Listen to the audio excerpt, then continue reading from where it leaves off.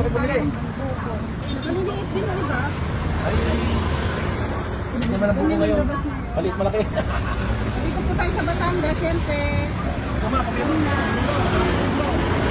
Bagal ito ng Batangas. Magkano ngayon ang isa? Dito sa tabing kalsada. 30 ang isa, 30 pesos. Ito, ito. Manila, magkano 35. Parang 5 pesos na lang difference. Ah, 40. 10. 40 pesos pala sa mga. Ayan, nagpapili po tayo ng ano. Hindi, isang balibig. Para pare-pares naman.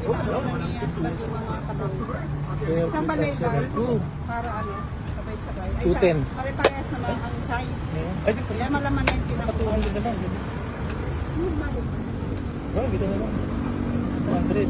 Ayun, meron tayong ano. Buhay natin. Sipis. Buko sa refreshing.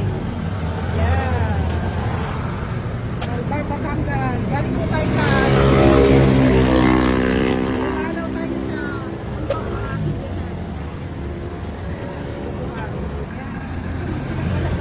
tabi-tabi. Daming bukuhan. Sunod, dito po sila yan. Sa tabing kalsada. Ayan ang mga bukuhan. Dito po sa Batangas. Ay, ano yung suka? Tuba. Ano? Ayan. Hapon ngayon, kaya po ano. Basta. Hapon, kaya hindi po matao. Panang, doon nakaano yung mabenta po bang buko? Hindi na. Sa Pasko kaya, magkano ang buko?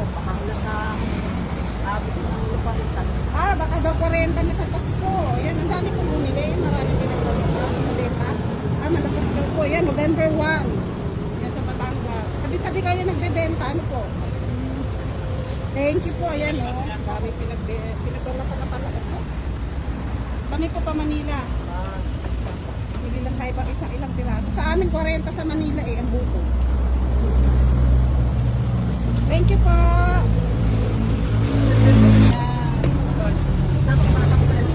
Tawag sa ganyan, bulan. Hindi ko wala yung laman.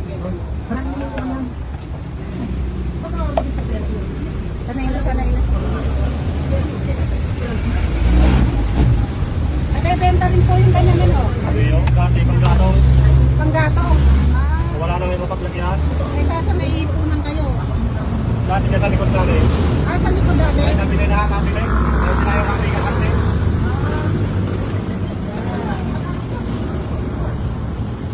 Sa halaman kasi pwede yan eh. Yung mga